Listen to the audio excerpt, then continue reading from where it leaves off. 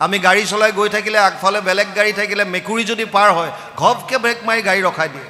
কি হ'ল? মেকুৰী পাৰ হৈ গ'ল। কি হ'ব এতিয়া?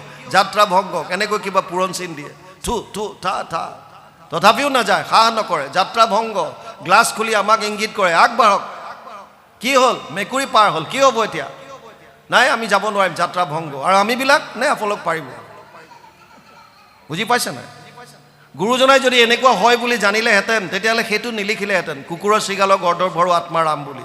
তেওঁ কুকুৰৰ শৃগালৰ মেকুৰীও আত্মাৰাম বুলি লিখিলেহেঁতেন। তেতিয়া এটলিষ্ট এই মানুহে বুজি পালেহেঁতেন। কুকুৰৰ শৃগালৰ গৰ্দৰ ভৰো আত্মাৰাম জানিয়া সবাকোপৰি কৰিবা প্ৰণাম। তাত মেকুৰীটো নাই অহা, সেইকাৰণে ভাবিছে এইটো অমংগল। হিৰণ্যকশিপু ঘূৰি আহিল। কয়াধু হৰিভক্তি পৰায়ণা। কয়াধুৱে সুধিলে, হে স্বামী, তুমি তপস্যাৰ কাৰণে গৈছিলা, কিয় ঘূৰি আহিলা? বোলে নক'বা প্ৰিয়ে, মোৰ এই বৈৰীটোৰ নাম শুনিলোঁ। কি শুনিলা? নাৰায়ণ নাৰায়ণ বুলি শুনিলোঁ। পত্নীয়ে ভাবিছে, হওক তেওঁ, আজি বৈৰভাৱে হ'লেও মোৰ স্বামীৰ মুখত ভগৱানৰ নামটো প্ৰতিস্ফুট হৈছে।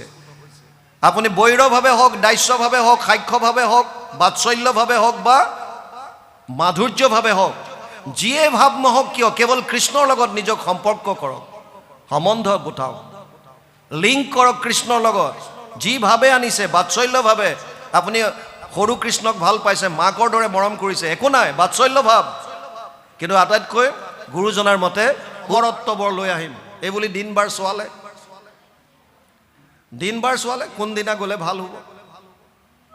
আমাৰো বহুতে তেনেকুৱা মনে মনে কৰে।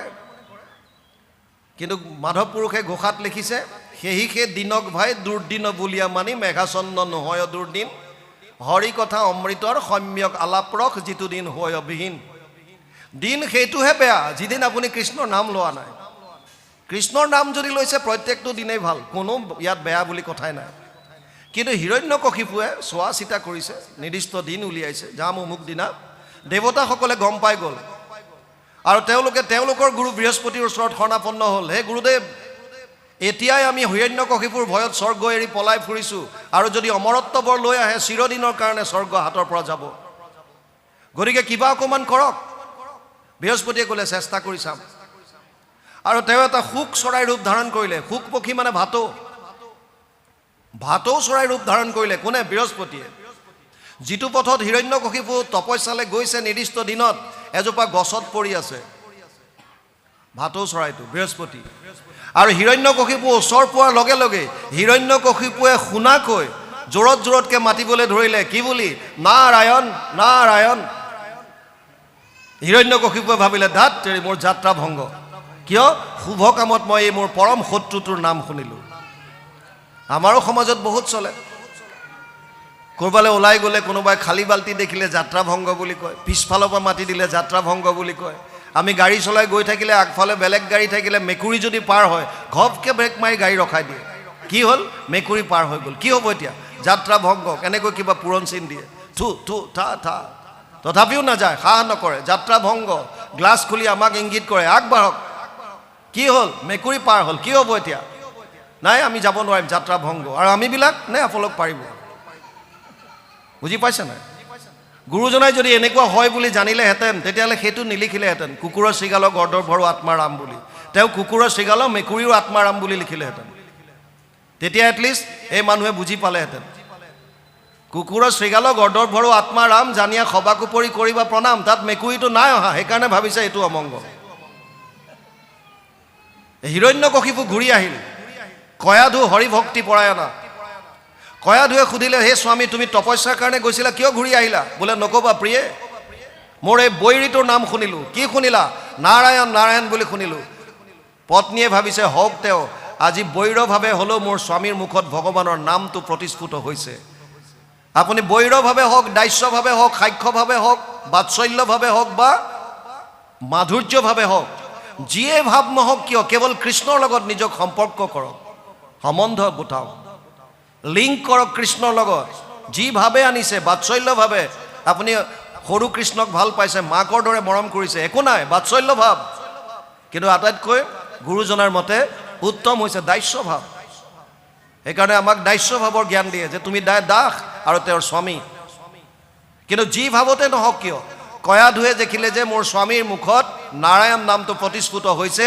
গতিকে ইটো সিটো ঘৰু আহি কাম কৰি আকৌ আহি সোধে, হে স্বামী এই কি শুনিছিলে মই পাহৰি গ'লোঁ। আৰু হিৰণ্যকশিপুৱে বাৰে বাৰে কয় নাৰায়ণ নাৰায়ণ, যিমানবাৰ নাৰায়ণৰ নাম উচ্চাৰণ কৰিছে সিমানবাৰ ৰূপ ধাৰণ কৰিছে। ভাই মুখে বোলা ৰাম, হৃদয়ে ধৰা ৰূপ। আমিও কৰোঁ সাংসাৰিক বস্তুবিলাক। আম বুলি কোৱাৰ লগে লগে আপোনাৰ ব্ৰেইনত আমৰ এটা ফটো আহি যায়। গৰু বুলি কোৱাৰ লগে লগে আমাৰ ব্ৰেইনত গৰুৰ এটা প্ৰতিচ্ছবি আহে। নুশুনা নজনা বস্তু এটা ক'লে সেইটো গ্ৰহণ নকৰে ব্ৰেইনে, কিয় আমি গম নাপাওঁ। কয়াধুৱে ভাবিলে যে যিয়ে হওক আজি নাৰায়ণ নাৰায়ণ কৈ আছে আৰু ভক্তিভাৱে কয়াধুৱে নাৰায়ণক চিন্তা কৰি আছে। যেতিয়া স্বামী আৰু স্ত্ৰীৰ দুইজনৰ মন একাত্মভাৱে ভগৱান কৃষ্ণৰ চৰণত নিমগ্ন হ'ব, সেইটোৱে উত্তম সময় হৈছে বৈষ্ণৱ সন্তান জন্ম দিয়াৰ। সেইকাৰণে আগতে বিবাহৰ প্ৰাক মুহূৰ্তত ভকত বৈষ্ণৱক নিমন্ত্ৰণ কৰি এই ভাগৱতৰ কথাবিলাক বুজি লোৱাৰ নিয়ম আছিল। আজিকালি আকৌ আগতে লেঠাটো মাৰি থয়। ভকতৰ লেঠাটো এদিন আগতে মাৰি দিলোঁ, তৃতীয় দিনা ৰিচিপশ্যন দিছোঁ। সেইদিনা টানিব পাৰে, বাকীটো লেঠা বুলি কয়। এইটো ভকতৰ লেঠা মই এদিন আগত মৰাই দিম। তাৰমানে এই যে ল'ৰা ছোৱালীহাল যে যুগ্ম জীৱনত যে প্ৰৱেশ কৰিব বিচাৰিছে, তেওঁলোকে জানিবলগীয়া কথাখিনি সৃষ্টি কাৰ্যত কেনেকৈ আগবাঢ়িব লাগে, এই কথাখিনি ভকতৰ মুখে জানিবলৈ দিয়া, তাৰ পৰা আমাক বঞ্চিত কৰি দিলে। আমি নিজে নিজে ফেশ্বনত গুচি গ'লোঁ, খোৱা বোৱাৰ ধান্দা বেছি হৈ গ'ল, আধ্যাত্মিকতাৰ পৰা ফালৰি কাটিলোঁ। আৰু সেইদিনাখন তেওঁলোক হিৰণ্যকশিপু আৰু কয়াধু সৃষ্টি কাৰ্যত আগবাঢ়িলে। কয়াধু গৰ্ভৱতী হ'ল। তাৰ কিছুদিনৰ পাছত পুনৰ হিৰণ্যকশিপু তপস্যাত গ'ল। এইবাৰ দেৱতাসকলে গম নাপালে, আৰু যেতিয়া গম পালে তেওঁ মন্দৰত পৰ্বতত গৈ পেলাই তাত তপস্যামগ্ন হৈ আছে। দেৱতাসকলে আহি অসুৰৰ ৰাজ্য আক্ৰমণ কৰি দিলে আৰু কয়াধুক পাই বন্দী কৰি লৈ গ'ল। অসুৰ চব পলাল। কয়াধুক যেতিয়া বন্দী কৰি লৈ যায়, বাটত নাৰদে লগ পালে আৰু দেৱৰাজ ইন্দ্ৰক ক'লে, হে দেৱৰাজ, তুমি ইয়াক কি কৰিছা? এগৰাকী মহিলাক বন্দী কৰি আনিছা, তুমি শাস্ত্ৰৰ কথা নাজানা? মনুস্মৃতিত লিখিছে, যত্ৰ নাৰীয়স্তু পূজ্যন্তে ৰমন্তে তত্ৰ দেৱতা, যত্ৰ এতাস্তু না পূজ্যন্তে সৰ্বস্তত্ৰ ফলাক্ৰিয়া। 3য় অধ্যায় 56 নম্বৰ মন্ত্ৰ। য'ত নাৰীৰ সন্মান কৰা হয় তাত দেৱতাই বাস কৰে, য'ত নাৰীৰ সন্মান নাই সম্পূৰ্ণ কৰ্ম তাত অফল বুলি কৈছে, কোনো কাম নাই তাত। দেৱৰাজক ক'লে যে তুমিতো জানিব লাগে এগৰাকী নাৰীক কেনেকৈ সন্মান কৰিব লাগে, আৰু তুমি বন্দী কৰি আনিছা। দেৱৰাজে ক'লে যে হে দেৱৰ্ষি নাৰদ, এই আইগৰাকীৰ প্ৰতি মোৰ মনত ইমান কোনো বেয়া ভাৱ নাই, না কামনা বাসনা একো নাই, ত কিয় বন্দী কৰিছা? এওঁৰ গৰ্ভত এটা অসুৰৰ সন্তান আছে, এতিয়াই আমি অসুৰৰ পৰা পলাই আছোঁ, আৰু যদি এজন জন্ম হৈ লয় তেতিয়াহ'লে আৰু কিমান দিন থাকিব লাগিব ঠিক নাই। সেইকাৰণে এই সন্তানটো জন্ম হ'লে ইয়াক মই বধ কৰিম আৰু আইগৰাকীক মোকলাই দিম। দেৱৰ্ষি নাৰদে ক'লে এইটো অসম্ভৱ। তুমিতো বাদ দিয়া, পৃথিৱীৰ সমস্ত শক্তি যদি একত্ৰ হৈ পেলাই এই সন্তানটোৰ ওপৰত প্ৰহাৰ কৰে, তথাপিও ইয়াৰ তোমালোকে একো কৰিব নোৱাৰিবা। কিয়? এইজন ভগৱান কৃষ্ণৰ আশ্ৰিত হৈ আছে, তেওঁ যাক ৰক্ষা কৰে, তোমালোকে এইটো একো কৰিব নোৱাৰিবা। আৰু তোমাৰ কাৰণে এইটোৱে ভাল হ'ব, তুমি তৎক্ষণাৎ তেওঁক মুকলি কৰি দি ক্ষমা খোজা। নাৰদে মুকলি কৰি দিলে, কয়াধুৰ ওচৰত ক্ষমা বিচাৰিলে, আৰু কয়াধু নাৰদৰ আশ্ৰমলৈ গ'ল। যিমান দিন গৰ্ভ ধাৰণ কৰি আছিল সিমান দিন নাৰদৰ মুখৰ পৰা ভাগৱত শ্ৰৱণ কৰিছিল। এতিয়া দ্বিতীয়টো প্ৰশ্নৰ উত্তৰ, আইসকল যেতিয়া গৰ্ভৱতী হয় তেওঁলোকে যি অন্ন গ্ৰহণ কৰে, এডাল নাৰীৰ দ্বাৰা এই সন্তানটোৰ লগত সম্বন্ধ ঘটি থাকে, সেই নাৰীডালৰ নাম হৈছে আপ্যায়নী নাৰী।